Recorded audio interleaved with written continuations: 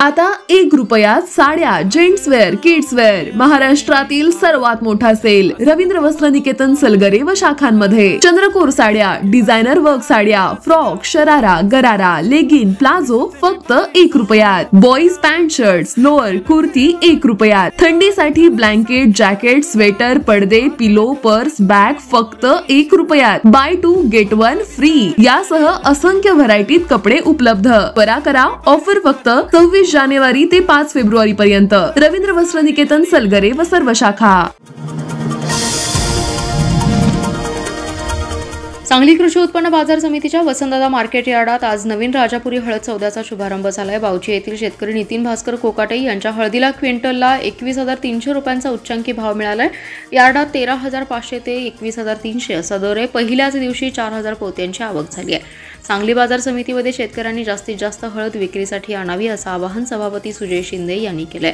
Market यार्डात नवीन हळद सौद्यांचा शुभारंभ जिल्हा पुनर्वसन अधिकारी रघुनाथ पोटे व जिल्हा उपनिबंधक मंगेश सुरवसे यांच्या हस्ते बाजार समितीचे सभापती सुजय शिंदे, उपसभापती रावसाहेब पाटील यांच्यासह सर्व संचालकांच्या उपस्थितीत संपन्न झाला. जय श्रीराम ट्रेडिंग कंपनी या दुकानात बावची येथील नितीन भास्कर कोकाटे या शेतकऱ्याची हळद 21,300 रुपये प्रति क्विंटल या उच्चांकी दरात मनाली ट्रेडिंग कंपनी यांनी खरेदी केली आहे. मुहूर्ताच्या पहिल्या दिवशी 4,000 पोत्यांची आवक झाली. हळदीला कमीत कमी 13,500 ते जास्तीत जास्त 21,300 असा दर मिळतोय. सांगलीची हळद पेठ संपूर्ण देशात प्रसिद्ध आहे. आंध्र प्रदेश, बेळगाव, विजापूरसह शेजारच्या सीमा भागातील हळद सांगली बाजार समितीकडे विक्रीसाठी येते. डिसेंबर महिन्यापासून हळद काढणीला सुरुवात झाल्यानंतर जानेवारी अथवा फेब्रुवारीमध्ये बाजार समितीमध्ये नवीन हळद सौद्यांना सुरुवात केली जाते. यावेळी बाजार समितीचे संचालक आनंदराव नलवडे, संग्राम पाटील, बाबगोंडा पाटील, स्वप्नील शिंदे, बिराप्पा शिंदे, शशिकांत नागे, बसवराज बिराजदार, प्रशांत पाटील, काडाप्पा वारत, मारुती बनकर, माजी सभापती सिकंदर जमादार, सचिव महेश चव्हाण, उपसचिव नितीन कोळसे, चेंबरचे अध्यक्ष अमरसिंग देसाई, हळद खरेदीदार, अडते, शेतकरी, हमाल, तोलाईदार उपस्थित होते. महाराष्ट्र हा शिव, शाहू, फुले, आंबेडकरांच्या विचाराने चालतो. मात्र इथे जाती जातीत भिंती उभा करण्याचं काम भाजपाकडून सुरू आहे. मराठा विरुद्ध ओबीसी तसेच धनगर विरुद्ध अनुसूचित जमाती असा संघर्ष भाजप सरकारने सुरू केला असल्याचा हल्लाबोल खासदार विशाल पाटील यांनी संसदेत केलाय. संसदेत राष्ट्रपतींच्या अभिभाषणावर ते बोलत होते. खासदार विशाल पाटील म्हणाले, महाराष्ट्रात भाजपा सरकारने मराठा आरक्षणाच्या लढाईला मराठा विरुद्ध ओबीसी असा रंग दिलाय.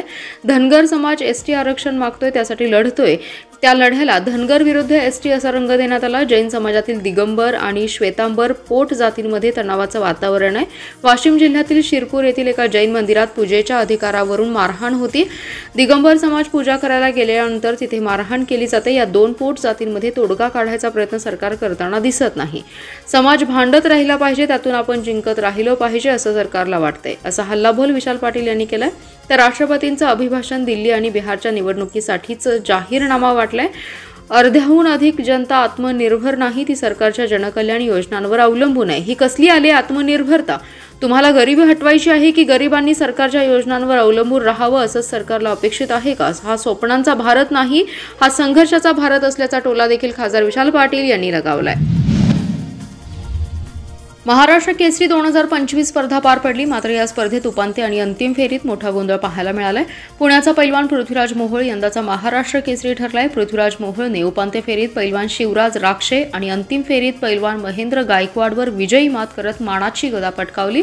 पण या दोन्ही फेरीच्या सामन्यामध्ये मोठा वाद निर्माण झाला. या सामन्यानंतर पंचांची हुज्जत घातल्याप्रकरणी पैलवान शिवराज राक्षे आणि पैलवान महेंद्र गायकवाड यांना कुस्तीगीर परिषदेने 3 वर्षांसाठी निलंबित केले. दरम्यान या वादावर प्रतिक्रिया देताना 2 वेळा महाराष्ट्र केसरी झालेल्या चंद्रहार पाटील यांनी मोठी घोषणा केली आहे. चंद्रहार पाटील म्हणाले, 2007 साली महाराष्ट्र केसरी होत असताना मी सांगली जिल्ह्याला 27 वर्षांनंतर मानाची गदा मिळवून दिली. अनेक वर्षे डबल महाराष्ट्र केसरी कोणीही नव्हतं, पण मला आणि सांगली जिल्ह्याला डबल महाराष्ट्र केसरी होण्याचा मान मिळाला. तसेच तिसऱ्यांदा महाराष्ट्र केसरीसाठी मैदानात उतरणारा पैलवान मी होतो. आता ज्या प्रकारे शिवराज राक्षेवर पंचांनी अन्याय केला, शिवराज राक्षेला ज्या प्रकारे हरवण्यात आलं, त्याच प्रकारे मलाही तिसऱ्यांदा महाराष्ट्र महाराष्ट्र केसरी होत असताना हरवण्यात आलं होतं. ते पुढे म्हणाले, आज मी कुठल्याही महाराष्ट्र केसरी कुस्तीच्या स्पर्धा पाहायला जात नाही. माझ्यावर तेव्हा जो आघात झाला त्यामधून आजही मी बाहेर निघालो नाही.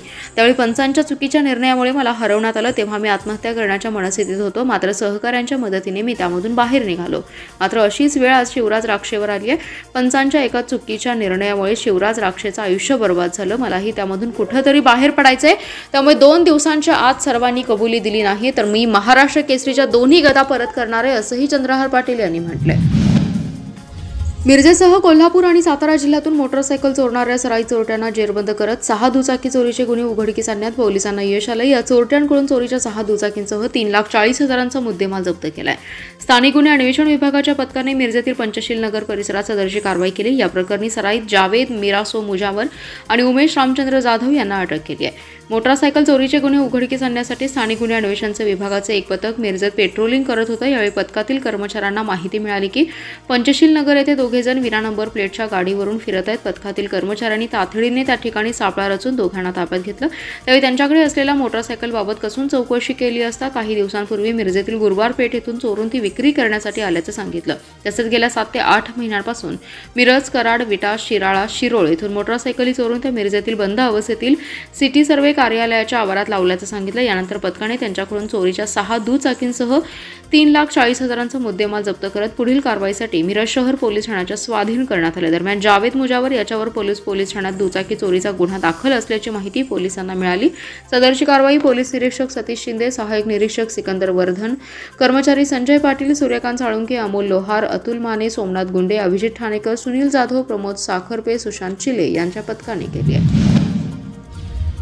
बलवाडी फाट्यावर कार आणि दुचाकीची धडक होऊन एक महिला पोलीस जागीच मृत्यू झाली आहे. प्रियंका अनंत पोटे असं महिला पोलिसाचं नाव आहे. ही घटना आज पहाटेच्या 5च्या सुमारास घडली आहे. याबाबत प्रीतंका यांचे दीर सागर सर्जेराव लोंढे यांनी फिर्याद दिली आहे. प्रीतंका अनंत पोटे तथा प्रीतंका संतोष लोंढे ही तुर्ची येथील पोलीस प्रशिक्षण केंद्रात मैदानी खेळाच्या प्रशिक्षक म्हणून कार्यरत होत्या. मंगळवारी पहाटे 5 वाजण्याच्या सुमारास देवराष्ट्र येथून त्या तुर्ची येथे पोलीस प्रशिक्षण केंद्र येथे दुचाकीवरून निघाल्या होत्या. त्यावेळी 5:45च्या दरम्यान त्यांचे पती संतोष यांना त्यांचे मित्र अक्षय शिंदे यांनी फोनवरून अपघाताची माहिती दिली. त्यानंतर प्रीतंका यांच्या नातेवाईकांनी तातडीने बलवडी फाट्याकडे धाव घेतली. यावेळी बलवडी फाट्यावर प्रीतंका आणि त्यांची दुचाकी आणि कारचा भीषण अपघात झाला होता. हा अपघात इतका भीषण होता की डोक्याला गंभीर इजा झाल्याने प्रीतंका जागीच ठार झाल्या होत्या. तर पोटे यांच्या दुचाकीसह 4 चाकी गाडीचं देखील मोठं नुकसान झालंय. प्रीतंका या कडेपूर रस्त्यावर पडल्या होत्या. दरम्यान अपघातातील कार चालक उदय रामचंद्र पवार यांच्यावर गुन्हा दाखल करण्यात आलाय. विटा पोलिसांनी घटनास्थळी दाखल होऊन घटनेचा पंचनामा केलाय. तर प्रीतंका यांचा मृतदेह पलूस येथील ग्रामीण रुग्णालयात शवविच्छेदनासाठी नेण्यात आलाय. विटा पोलीस ठाण्यात गुन्हा दाखल झाला असून पोलीस तपास करतायत. जिल्ह्यातील गुंतागुंतीच्या ओपन हार्ट शस्त्रक्रिया आवश्यक असलेल्या 22 लाभार्थी बालकांना राष्ट्रीय बाल स्वास्थ्य कार्यक्रमाअंतर्गत मोफत हृदय शस्त्रक्रियेकरिता मुंबई येथील Balaji hospital, Siddhivinayak hospital, SRCC hospital येथे सिव्हिल हॉस्पिटलमधून पाठवण्यात आले. जिल्हा परिषदेच्या मुख्य कार्यकारी अधिकारी तृप्ती धोडमिसे यांनी बालकांना शुभेच्छा दिल्या. यावेळी जिल्हा शल्य चिकित्सक डॉक्टर विक्रमसिंग कदम, जिल्हा आरोग्याधिकारी डॉक्टर विजयकुमार वाघ उपस्थित होते. यावेळी जिल्हा शल्य चिकित्सक डॉक्टर विक्रमसिंग कदम यांनी बालक आणि पालक यांना यशस्वी आणि मोफत शस्त्रक्रियेची ग्वाही दिली आहे.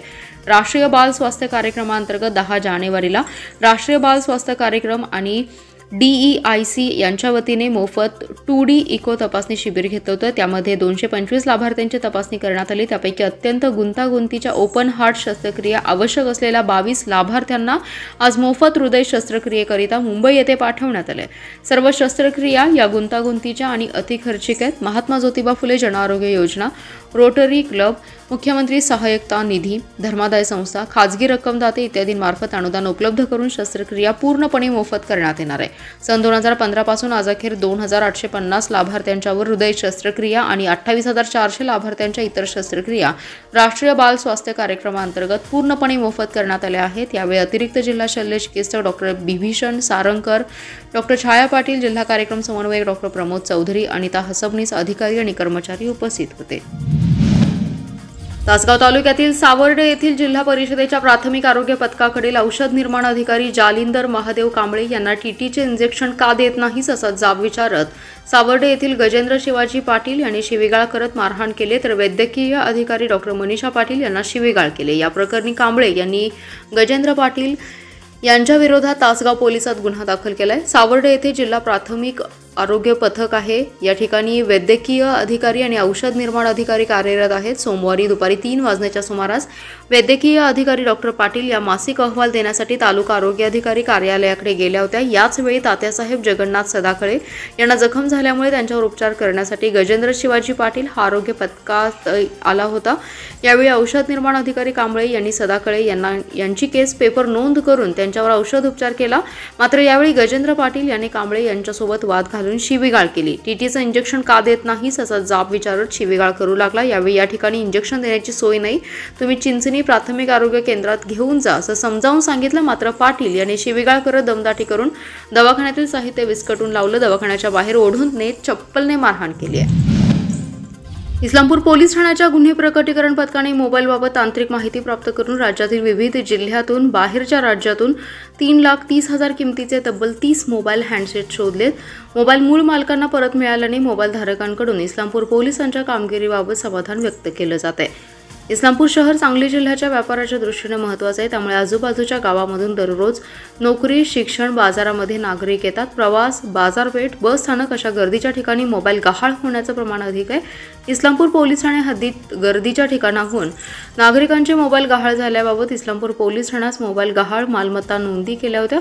पोलीस अधीक्षक संदीप घुगे, अपर पोलीस अधीक्षक ऋतू खोकर, पोलीस उपअधीक्षक मंगेश चव्हाण यांच्या मार्गदर्शनाखाली पोलीस निरीक्षक संजय हारुगडे, पोलीस कॉन्स्टेबल अमोल सावंत, विशाल पांगे, शशिकांत शिंदे, दीपक घस्ते, कॅप्टन गुंडेवाड, विवेक साळुंखे यांच्या पथकाने गहाळ झालेल्या मोबाईलबाबत तांत्रिक माहिती प्राप्त करून 3,30,000 किमतीचे तब्बल 30 मोबाईल हँडसेट शोध घेऊन मूळ मालकांना परत केलेत।